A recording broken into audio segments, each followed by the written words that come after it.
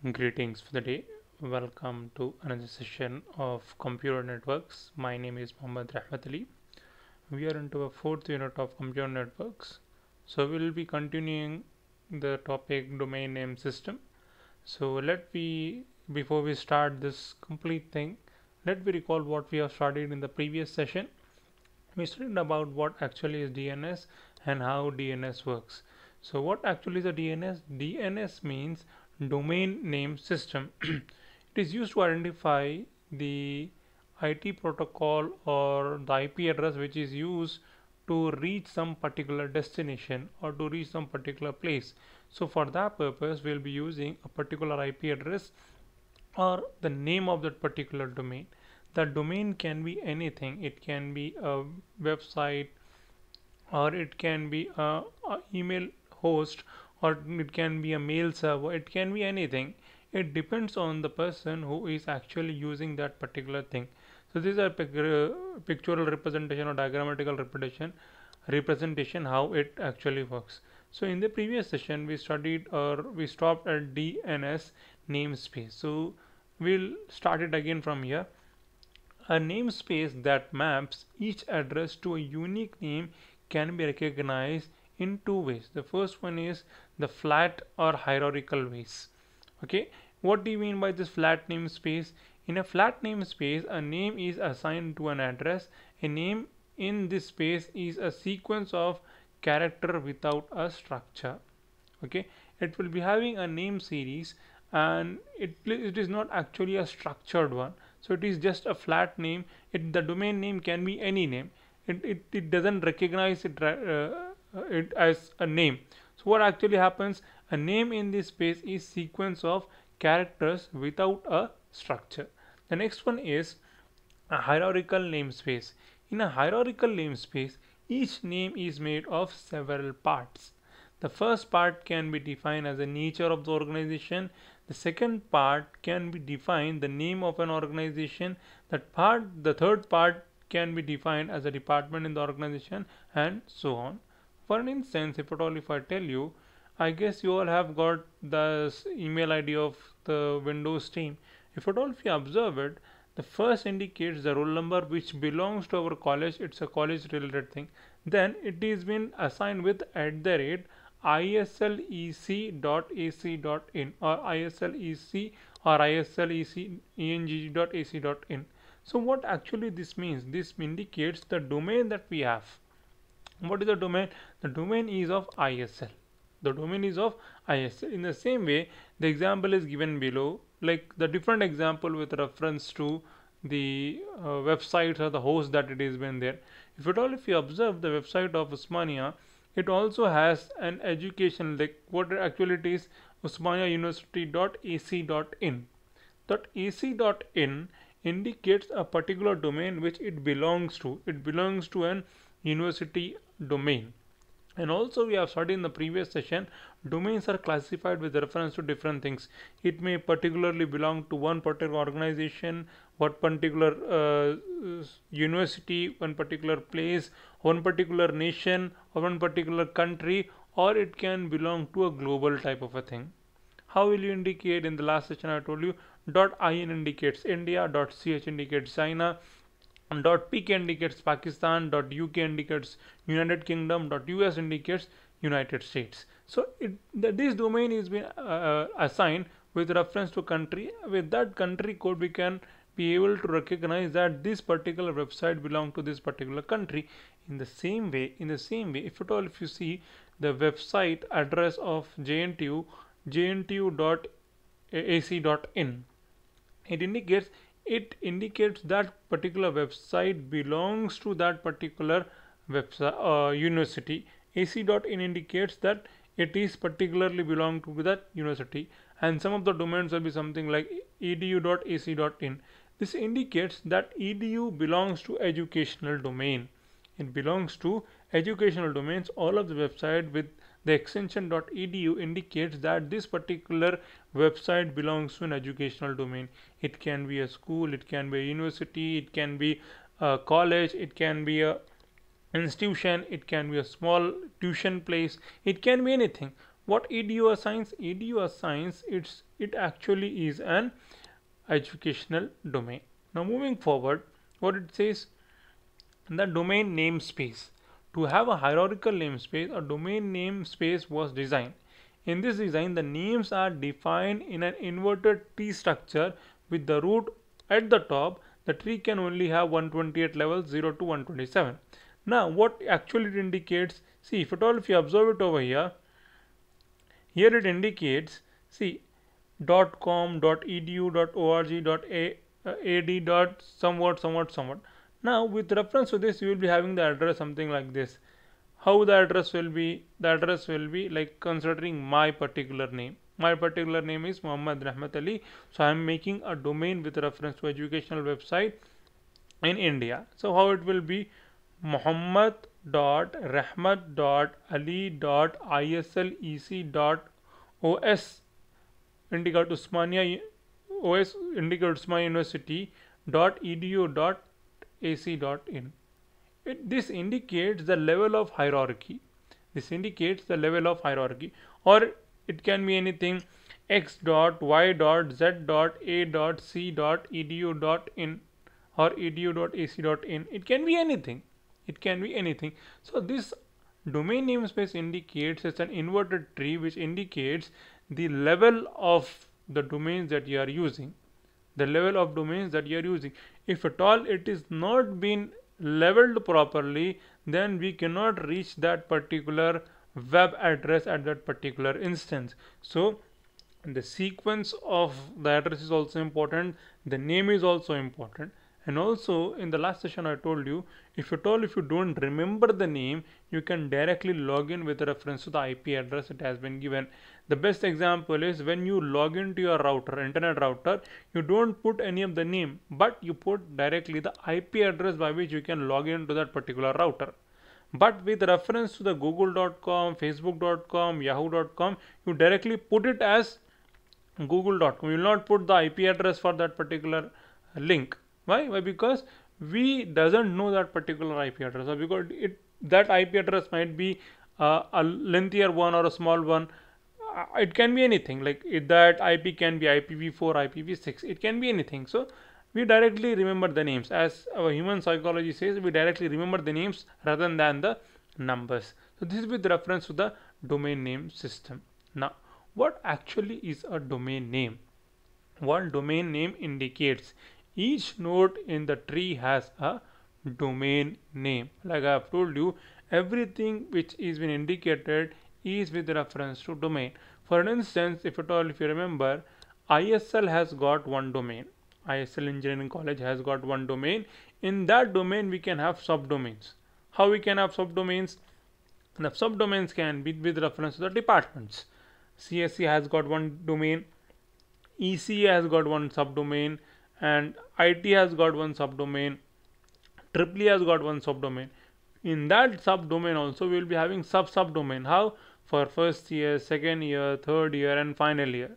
So it means these domains can be further divided. What actually this domain indicates? This domain indicates that it has some particular space in that particular main domain with reference to the route that it has been done. So what it says over here, a full domain name is a sequence of labels separated by dots.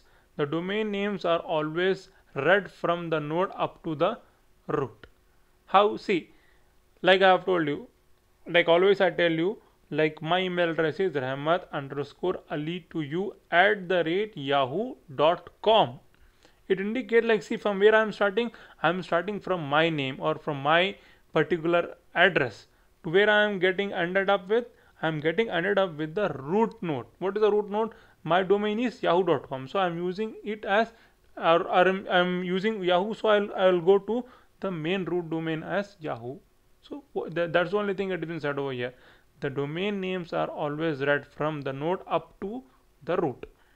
The last label is the label of the root, which indicates null. This means that a full domain name always ends in a null label, which means the last character is the dot, because the null string is nothing below figure shows the domain names. Like, see how it is been done over here. Okay, how it is like full domain, partial domain. What is the full domain over here? Challenger.atc.fsda.edu.cs something something something like this. But this is partial one. At the last one, see, this has got dot. And if at all, if you see this, it doesn't got have anything. So this indicates the level of partial and full type of a domain. And also an example has been given over here. Challenger.atc.fhda.edu until the name. So these all are the subdomains which is been associated with the previous root domains. This indicates the domain name hierarchy. This indicates the domain name hierarchy, how it is been placed one upon the another. And if at all, if you doesn't follow any of the layers which is been there, then you may land in another place, or you may land at other things. So you should be very much be careful with reference to the dots that is in place with reference to the domain names. Okay, now moving forward, DNS resources and records. So what are the things, like I have told you in the previous session also, we'll repeat it here also. There are many DNS record types that store domain names data. Here are 5 common used record types. So this is the record type that is been used. See, here we are using the example of Google. What it has been given over here? A indicates IPv4 address, 4 times A indicates IPv6 address, MX indicates mail server, NS indicates the name server, and CNAME, or it is a alias name or a duplicate name that is been given to it. What do you mean by this? This means, see, for an instance, if you take an example of google.com, here if you observe over here, it says it's a name server also. Google is a name server. Also it has a mail server called as gmail.com, and also it has got a IPv6 type of an address. IPv6 type of an address, and also it can be associated with Gmail and Google. With these two, I can access Google server directly with reference to google.com or Gmail. With these two things, I can access Google server. This alias means another like duplicate name that is also been given. The duplicate name that has also been given is been represented with reference to this alias name or CNAMEs. Now, a DNS record has a time to live or time to life that specifies in a second how long it can be cached by a name server. Once it expires, the name server must query for an updated record.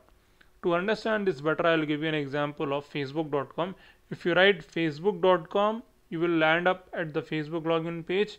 Also, if you write fb.com, then also you will land up at the Facebook login page.